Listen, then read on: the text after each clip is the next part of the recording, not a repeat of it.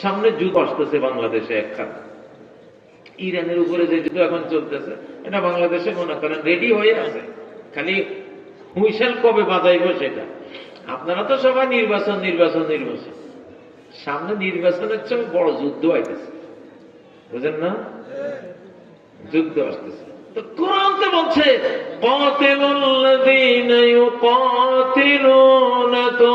তোমাকে যদি কেউ মারতে আসে তাহলে তার বিরুদ্ধে তুমি মারো, ঠিক না?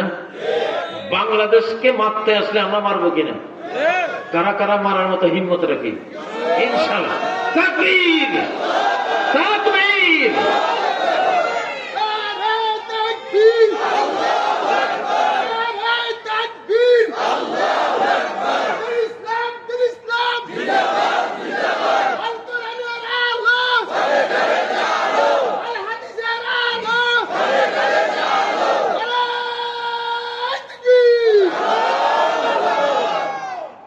এখন বাংলাদেশের উপরে গোটা মুসলিম বিশ্বের উপরে একটা যুদ্ধ চাপবে এখন, কারণ সত্য আসছে। কি আসছে?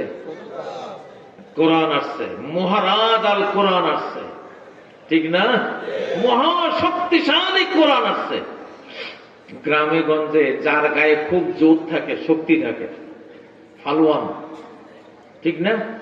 Mohammad Ali clay, Mike Tyson, গায়ে খুব জোর। আমরা যখন যুবক ছিলাম, গায়ে অনেক শক্তি, তো মন চাইতো যে কোনো জায়গায় গিয়ে ঘুষি টুসি দুই চারটা দিই, কে লাগবি আমার সাথে লাগ, ঠিক না? কুস্তি লাগতাম, ঘুষাঘুষি লাগতাম, গায়ে জোর থাকলে খালি লাগতে চায়, মারামারি লাগতে চায়, ঠিক না বেঠিক? তো কোরআনের গায়ে কি পরিমাণ শক্তি! হ্যাঁ, তোরা তো আমার আল্লাহর রাজ্যের মধ্যে বসে বসে নিজেরা মাহবুদ সেজে, ফেরাউন নমরুদ সেজে তোরা বসে আছিস, দুনিয়াটাকে চালাস মনে করেছিস যে দুনিয়া তোদের, আয় আমার সাথে লাগ। কোরআন তো লাগাই দিবে ইনশাআল্লাহ। সে আসছে কোরআন যখন মুহাম্মদ সাল্লাল্লাহু আলাইহি ওয়াসাল্লাম বুকে আসছে, তখন বদর যুদ্ধ হয়েছে কিনা? কোরআনের সাথে লাগালাগি হয়েছে কিনা? কোরআনের সাথে বদরের যুদ্ধ কি মূল যুদ্ধ কি মানুষে মানুষে হয়েছে না কোরআনে আর মানুষে হয়েছে? কারণ নবীজিতে এক কবি কোরআন জীবন্ত কোরআন, সাহাবীরাও এক এক কবি জীবন্ত কোরআন। কোরআন তারা তো একই গোত্রের মানুষ, একই কবিলা, একই সম্প্রদায়, একই আরবের মানুষ। হাজার হাজার বছর তারা ওইভাবে ছিল, যুদ্ধ ওইভাবে লাগে নাই। এখন কোন যুদ্ধ লাগে? তাহলে ওই যুদ্ধ লাগাইছে কে? ওটা কোরআনের যুদ্ধ। আর তো কোনো কারণ ছিল না। কোরআন কেন মানো? তুমি নামাজের কথা কেন বলো? তুমি আল্লাহর কথা কেন বলো? তুমি মূর্তির কথা কেন বলো না? তোমার লোকে মারামারি, ঠিক না? কোরআনে বলছে আসো তাহলে আমার সাথে ইনশাআল্লাহ। বদরের মধ্যে কোরআনের ছিল 313 জন, ঠিক না? আর মূর্তি ছিল 1000 দুর্দর্শন। কোরআনের যারা সৈনিক ছিল তাদের তলোয়ার একখান দুইখান, ভাঙ্গা চোরা, গোড়া নাই, বল্লম নাই, নিরস্ত্র বলতে গেলে। খেজুরের ডাল দিয়ে মার দিছে, খেজুরের ডাল তলোয়ারের মতো কল্লা ফেলাই দিছে। আল্লাহু আকবার। তো কোরআন যখন পৃথিবীতে আসে, সে মারামারি লাগায়। কারণ তোমরা তো মারতে আসবা, কোরআনকে তোমরা বিদায় করতে আসবা, তাহলে বিদায় করতে আসলে কোরআন কি ছেড়ে দিবে? হ্যাঁ, কোরআন ছেড়ে দিবে না। এটা পাওয়ারফুল, এটা সাংঘাতিক পাওয়ারফুল। তো সেই পাওয়ার এখন পৃথিবীতে মানুষ দেখবে ইনশাআল্লাহ। এইবার আপনারা চিন্তা করেন যে ইন্না লিল্লাহির মধ্যে যে কথাটা বলা হয়েছে যে আমরা সবাই আল্লাহ, আসলে তো আমাদের সারা জীবন কার জন্যই থাকা উচিত? জোরে বলেন, কার জন্য? কার জন্য? আল্লাহর জন্য। আলহামদুলিল্লাহ, বাংলাদেশে এটা শুরু হয়ে গেছে। আমাদের যুবক তরুণ তরুণী ভাই বোনেরা নারায়ে তাকবীর স্লোগান দিয়ে জয় বাংলারে একেবারে দাফন করে দিছে, ঠিক না? তো নারায়ে তাকবীর কারা বলে? যারা আল্লাহর জন্য। যারা কার জন্য? বুঝে আসছে? ও ভাইয়েরা, আমরা এই কোরআন আমরা পাইছি এটা আমাদের হেদায়েতের জন্য আসছে। কিসের জন্য? পৃথিবীতে সবচেয়ে বড় সম্পদ হলো হেদায়েত, সবচেয়ে বড় পাওনা হলো হেদায়েত, সবচেয়ে বড় ব্যবসা হলো হেদায়েত। সঠিক জ্ঞানটা পাওয়া যে আমি পৃথিবীতে কি জন্য আসলাম, কি জন্য আসলাম? কৃষিকাজ করার জন্য পৃথিবীতে আসছি। জীবনের লক্ষ্য কি কৃষিকাজ? জীবনের লক্ষ্য কি ডাক্তার হওয়া? জীবনের লক্ষ্য কি আমার প্রফেসর হওয়া? জীবনের লক্ষ্য কি এমপি মন্ত্রী প্রেসিডেন্ট হওয়া? জীবনের লক্ষ্য কি ব্যবসায়ী হওয়া? স্কুল কলেজে কি শেখায় আমাদের? এমএ পাস করার পরে ফার্স্ট ক্লাস ফার্স্ট হয়েছে, সাংবাদিকরা তার সামনে মাইক্রোফোন গুলো ধরে, তোমার জীবনের লক্ষ্য কি? সে বলে আমার জীবনের লক্ষ্য আমি একজন ইঞ্জিনিয়ার হব। কত বড় নাদানের ঘরের নাদান! তুই তোর চেয়ে বড় ইঞ্জিনিয়ার হলো মৌমাছিরা। মৌমাছি যেই বাসা বানায়, সুবহানাল্লাহ, তোর 14 গোষ্ঠী বানাইতে পারবি? বললা না যে বাসা বানায়, ওই পোকায় যে বিল্ডিং বানায়, বিল্ডিং এর মধ্যে কিভাবে তার ড্রয়িং রুম, তার মাস্টার বেড, তার কিনা কয় এসি, তার সন্তানদের লালন পালনের জায়গা, তার হাসপাতাল, তার স্কুল কলেজ বিদ্যালয়, ওই বিল্ডিং এর ভিতরে সব আছে। গিয়ে দেখ, তোমার চেয়ে বড় ইঞ্জিনিয়ার হইল কোন পাস ছাড়াই। আর তুমি কইলে কি তুমি এমএ পাস করছো, জীবনের লক্ষ্য হলো ইঞ্জিনিয়ার। নো, জীবনের লক্ষ্য একটাই, আল্লাহ প্রাপ্তি। আমি আমার আল্লাহকে কোন পথে গিয়ে পাবো, সেই আল্লাহকে আল্লাহ প্রাপ্তি। অন্য ধর্মের লোকেরা বলে ঈশ্বর প্রাপ্তি। যুগী হইয়া কত হিন্দু সাধুরা জঙ্গলে জঙ্গলে নিরামিষ বুঝি হইয়া সারা জীবন কাটায়। কত লক্ষ খ্রিস্টান নান হইয়া সন্ন্যাসী বৈরাগী হইয়া গির্জা গির্জা জীবন কাটায়, বিয়ে শাদী করে না, কোন গোস্ত মাংস খায় না, নিরামিষ খাইয়া জীবন কাটায় ঈশ্বর প্রাপ্তির জন্য। কিসের জন্য? ঈশ্বর প্রাপ্তি। আসলে জীবনের পাওনা একটাই, মুসলমানরা বলবো আল্লাহ প্রাপ্তি। কি প্রাপ্তি? যে আল্লাহকে পেয়ে গেল, পৃথিবীর আর কোন চাওয়া পাওয়ার তার অবশিষ্ট নাই। মালিককে পাইয়া গেছে। আল্লাহু আকবার। বাদশাহ হারুন রশিদ, তার তখন কীটদাসী ছিল, কীটদাসীরা খাদেম ছিল। তো একটা কালো কীটদাসীকে উনি খুব মায়া করতেন। অন্য সুন্দরী কীটদাসীরা হিংসা করতে, তারে কালি কুচরি কোন রূপ নাই, হারুন রশিদ তারে এত ভালোবাসে। তো হারুন রশিদ একদিন সব কীটদাসীদেরকে পরীক্ষা করতেছে, খুব মূল্যবান কতগুলো বাসন কোষণ দিয়া, খুবই মূল্যবান ওই যুগের। হারুন রশিদ এক একটা দাসীর হাতে দিচ্ছে আর বলতেছে এটা ফেলে দাও। ফেলে দিলে পাকার উপরে ফেললে থাকবে না, ভাঙবে, কাছের জিনিস ভেঙে যাবে। এখন ওরা ভয় পাচ্ছে, উনি কি আমাকে পরীক্ষার জন্য এটা নির্দেশ দিচ্ছেন? এত দামি জিনিস ফেলে দিব, ভেঙে যাবে, পরে না জানি উনি কি কয়, আজকে থুইয়া পলায়, একটাও ভাঙে নাই। উনি নির্দেশ দিচ্ছে ভেঙে ফেলো, এটা সবাই থুইয়া পলাইছে। কিন্তু ওই দাসী যখন আসছে তার হাতে দিছে, ভেঙে ফেলো, ধাম করে ফেলে সব গুঁড়া। তখন সবাই ডাকছে, তোমরা ভাঙলা না কেন? তো ভাঙ্গি নাই, এত দামি জিনিস, পরে আবার আপনি যদি কিছু কন, এই জন্য আমরা ভয় পাইছি। আর যে দাসীটাই ভাঙছে, তুমি কেন ভাঙলা? আমি তো মূল্যবান জিনিসের দিকে তাকাই নাই, আমি তাকাইছি আমারে অর্ডার কে দিছে তার দিকে। সে যদি আমি ভাঙলে খুশি হয়, আমি তো তারা চাই, তারা তো পেতে চাই। তো সেই হুকুম দিছে, আমি পালন করলে আমি বুঝছি যে সে খুশি হবে। আমি আপনাকে পাওয়ার জন্য আমি এগুলি বিসর্জন দিচ্ছি, এগুলি আমার কাম্য না। আল্লাহু আকবার, আল্লাহু আকবার। আমরা কাকে চাই? কবরে কে থাকবে আমার সাথে?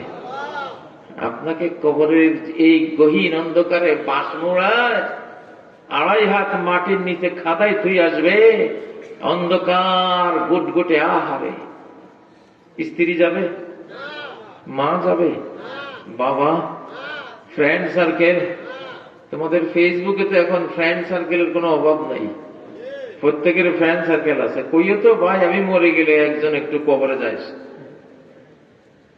প্রত্যেকে জালিমের ঘরে জালিম।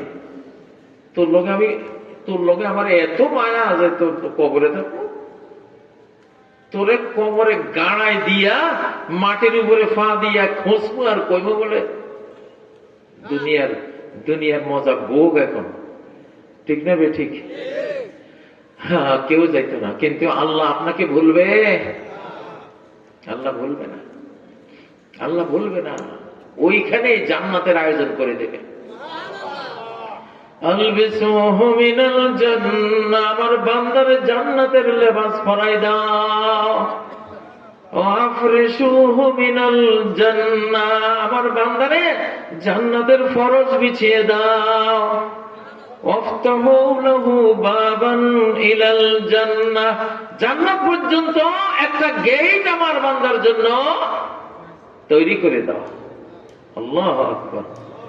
ইনদা রাব্বিহিম ইউরযাকুন, তারা তাদের রবের কাছে অমর, সেখানে রিজিক দেওয়া হবে তাদেরকে। এবং মরার সাথে সাথে ইন্নামা নাসামাতুল মুমিন তায়রুন তা'লুকু ফি শাজারিল জান্নাহ, মুমিনের প্রাণ পাখি হয়ে জান্নাতের সব গাছ গাছালির ফল খাইতে থাকবে হাসরের দিন পর্যন্ত। আল্লাহু আকবার।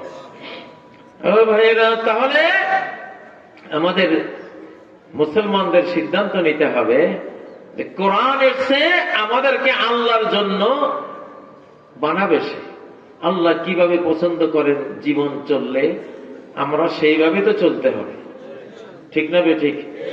হুদাল লিল মুত্তাকিন, মুত্তাকিদের জন্য এই কোরআন আলো। হুদা মানে আলো, নূর, জ্যোতি, লাইট। এইটা কি লাইট না জ্বলতেছে? যে লাইট না এগুলি নিভাই দিলে এখানে কিছু দেখা যাবে? বক্তাকে দেখা যাবে? শ্রোতারা কেউ কাউকে দেখবো আমরা? তো আল্লাহ বলতেছেন আমার কোরআন হলো এরকম একটা লাইট। তবে এই লাইট হলো মুত্তাকিনদের জন্য। কাদের জন্য? হুদাল লিল মুত্তাকিন। মুত্তাকিন কারা? মুত্তাকিন আল্লাহ দিবেন, তবে যারা দুনিয়া চায় না, আখিরাত চায়, তারা হলো মুত্তাকি। যারা দুনিয়াদার না, যারা শুধু দুনিয়া চায় না। পৃথিবীর 650 কোটি মানুষ আছে দুনিয়া চায়। কি চায়? কোরআনে সূরা বাকারার 200 নম্বর আয়াত, 201 নম্বর আয়াতে আল্লাহ তাআলা এটাই বলেছেন, ফামিনান নাস মান ইয়াকুলু রাব্বানা আতিনা ফিদ দুনিয়া। কিছু মানুষ আছে বলে রব্বানা, হে আমাদের রব, আতিনা, আমাদেরকে দান করো, সব সুখের জিনিস, ভোগের জিনিস দান করো, টাকা পয়সা, জায়গা জমি, গাড়ি বাড়ি সব দান করো, ফিদ দুনিয়া, এই দুনিয়াতে। আখিরাত নাই, ফিদ দুনিয়া বাস। ওয়ামা লাহু ফিল আখিরাতি মিন খালাক, এদের আখিরাতে কিচ্ছু নাই, শুধু দুনিয়া চাইছে। শুধু কি চাইছে? দুনিয়া চাইছে, এদের আখিরাত নাই। এর পরের আয়াতে বলছেন আরেক দল মানুষ আছে, অর্থাৎ ঈমানদার, তারা বলে রব্বানা আতিনা ফিদ দুনিয়া হাসানাতাও ওয়া ফিল আখিরাতি হাসানাহ ওয়া কিনা আযাবান নার। হে রব, দুনিয়াতেও সৌন্দর্য দাও, সুখ শান্তি দাও, অফিল আখিরাতি হাসানা, আখিরাতেও কি দাও? সুখ শান্তি দাও, ওয়া কিনা আযাবান নার, জাহান্নামের আগুন থেকে আমাদেরকে মুক্তি দাও। হয়তো প্রশ্ন করতে পারেন, জাহান্নামের আগুন থেকে মুক্তির কথা কেন বললেন? এই জন্য বললেন যে জাহান্নামের আগুন থেকে আখিরাতে গিয়া কেউ বাঁচতে পারবে না। সেই আগুন থেকে দুনিয়াতে বাঁচতে হয়, সেই আগুন থেকে মুক্তি এই জীবনে নিয়ে যেতে হয়। আপনি আখিরাতে গিয়া আখিরাতের আগুন থেকে বাঁচতে পারবেন না। সেটা বাঁচার জিনিস এইখানে আছে, ওইখানে নাই। এই দুনিয়াতে আছে। জাহান্নাম থেকে বাঁচার জিনিস এই দুনিয়াতে আছে, নামাজ। আপনি আখিরাতে গিয়ে নামাজ পড়লে ওই নামাজ আল্লাহ কবুল করবেন না। করবেন জিকির, তাসবিহ, সুবহানাল্লাহি ওয়াল হামদুলিল্লাহ ওয়া লা ইলাহা ইল্লাল্লাহু আল্লাহু আকবার, প্রত্যেকটি কালেমা জাহান্নাম থেকে বাঁচাবে, ঠিক না? রব্বানা যালামনা আনফুসানা ওয়া ইল্লাম তাগফির লানা ওয়া তারহামনা লানাকুনান্না মিনাল খাসিরিন। এটা এই দোয়াটা এখানে পড়লে, দুনিয়াতে পড়লে আল্লাহ জাহান্নাম থেকে বাঁচাবেন। আল্লাহুম্মা আজুরনি মিনান নার, আল্লাহ আগুন থেকে আশ্রয় দাও। সকালে 3 বার এই দোয়াটা পড়া সুন্নত না? আল্লাহ তুমি আমার জাহান্নাম থেকে মুক্তি দাও। আপনি যদি এই দুনিয়াতে জাহান্নাম থেকে মুক্তি চান, তাহলে আখিরাতের জাহান্নাম আপনার থেকে মুক্তি চাইবে। দুনিয়াতে জাহান্নাম থেকে মুক্তি চাওয়া এত পাওয়ারফুল চাওয়া, আপনি যতবার মাপ চাইবেন জাহান্নাম থেকে, জাহান্নামও আপনার কাছ থেকে আল্লাহর কাছে মাপ চাইবে। জানলে এই লোক যাতে আমার মধ্যে না আসে, এই লোক আমার জাহান্নামে আসলে আমি নিভে যাব, আমার আগুন থাকবে না। তাইলে আগুন নিভাইতে হবে কোথায়? এই জীবনে, এখানেই আগুন নিভাইতে হবে। আখিরাতে গিয়ে আর আগুন নেভানো যাবে না। এটা ভয়ঙ্কর আগুন। প্রত্যেকটা বড় বড় বিল্ডিং এ ফায়ার সার্ভিসের এটাকে কি বলে, সিলিন্ডার আছে না নাই? ঢাকা শহরে দেখবেন বড় বড় সব বিল্ডিং এ লাল রঙে ফায়ার সার্ভিসের সিস্টেম দেওয়া আছে কিনা? কারণ আগুন যেখানে লাগার সম্ভাবনা আছে সেখানে ফায়ার সার্ভিসের উপস্থিতি লাগে। আমাদের জীবনে আগুন লাগার সম্ভাবনা আছে না নেই? 100%, 100%, 100% আমরা আগুনের ঝুঁকিতে আছি। সুবহানাল্লাহ। মানব জাতির প্রতি 1000 মানুষের মধ্যে 999 জনের ভাগ্য হলো চিরস্থায়ী আগুন জাহান্নাম। হাজারে কতজন? 999 জন আগুনে যাবে, আগুনে পড়বে। হাজারে 1 জন বাঁচবে। সাহাবীরা ভয় পেয়ে গেলেন, ইয়া রাসূলুল্লাহ আইয়ুনা যালিকাল ওয়াহিদ, সেই একজন কে হবে আমাদের মধ্যে ইয়া রাসূলুল্লাহ? তিনি বলেন আবশিরু, সুসংবাদ নাও, 999 জন হবে ইয়াজুজ মাজুজ মার্কা বেঈমান, কাফের, মুশরিক, মূর্তি পূজারী, সূর্য পূজারী, বটগাছ পূজারী, যত গায়রুল্লাহ পূজারী, এরা হইল 999 জন। আর একজন যে জান্নাতে যাবে, জাহান্নাম থেকে মুক্তি পাবে, সে আসলে মুসলিম। পৃথিবীতে মুসলিমের সংখ্যা আর বেঈমানদের সংখ্যার আনুপাতিক আদমশুমারি হলো এইটা। আদম থেকে কিয়ামত পর্যন্ত আল্লাহ যখন গণনা করবেন, তখন মুসলমান হবে 1001 জন। আদম থেকে কিয়ামত পর্যন্ত কত মানুষ মুসলিম আর কত মানুষ কাফের হিসাবে 1000-এ কতজন? 1 জন মুসলিম। কত বড় সৌভাগ্যবান এই বাংলাদেশিরা আমরা। আপনারা কল্পনা করেছেন যদি আমাদের জন্ম আমেরিকায় হইতো, খ্রিস্টান হয়ে যেত, ঠিক না? যদি জন্মটা জাপানে হইতো, বৌদ্ধ হয়ে যেত, ঠিক না? বাংলাদেশকে ভালোবাসা যে কত বড় ইবাদত। আর এই দেশে আমরা 90% জন মুসলিম। আল্লাহু আকবার। প্রতি 1000 মানুষের মধ্যে একজন জান্নাতি, মানে একজন মাত্র মুসলিম, 999 জন কাফের, বেঈমান, ইহুদি, খ্রিস্টান, বৌদ্ধ ইত্যাদি ইত্যাদি।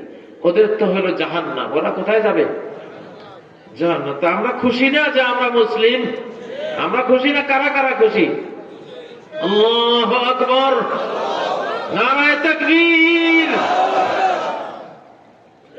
ও ভাইয়েরা, কোরআন দিয়ে আমরা সবকিছু করতে পারি, পারি কিনা? কোরআন দিয়ে শরীরটা সুস্থ রাখতে পারি, ক্যান্সার মুক্ত রাখতে পারি। কোরআন দিয়ে শরীরটা ক্যান্সার মুক্ত রাখতে পারি। সূরা ফাতিহা, সূরা ফাতিহার মধ্যে আল্লাহ যে তথ্য দিয়েছেন, যদি বান্দা হেদায়েত নাও শেফা পাইবা। কোরআনের যদি হেদায়েত নাও কি পাইবা? শেফা পাইবা। قل هو للذين آمنوا هدى وشفاء। বলো এই কোরআন মুমিনের জন্য হেদায়েত, আর হেদায়েত যদি সে নেয় তাহলে তার জন্য এটা শেফা, তার জন্য শেফা। ভয়াবহ কোন রোগ কোরআনওয়ালারে ধরে না। কোরআন যে পড়ে তারে ভয়াবহ কোন রোগ ধরে না। আসে জীবাণু, আসে জার্ম, আসে করোনা ভাইরাস, আসে। বাংলাদেশে করোনা সুবিধা করতে পারে নাই এই কোরআনের কারণে। লক্ষ লক্ষ হাফেজ, আল্লাহু আকবার, ঠিক না বেঠিক? বাংলাদেশের করোনা ভ্যাকসিন ছাড়াই মানুষ শেফা পাইছে। আমি তো এখন একটা সিস্টেম করতেছি, একটা মানুষ যদি বলে যে আমি ইনশাআল্লাহ কোরআনের সব আইন কানুন মেনে বাকি জীবন চলবো, সে যদি এমন রোগী হয় পৃথিবীর সব হাসপাতাল তারে বাদ দিয়ে দিছে যে এই রোগীর চিকিৎসা আমরা করতে পারবো না, আমি কোরআন দিয়ে তারে চিকিৎসা শেফা করাইয়া প্রমাণ করবো। দেখো কোরআন যে সমস্ত রোগের শেফা প্রমাণ করে দেব ইনশাআল্লাহ। তবে শর্ত শুধু একটা, কি? কোরআনের হেদায়েতটা মানতে হবে। কারা কারা রাজি আছি? কোরআন আমাদের যা বলবে আমি তা মানব, কোরআন যা বলবে তা মানব।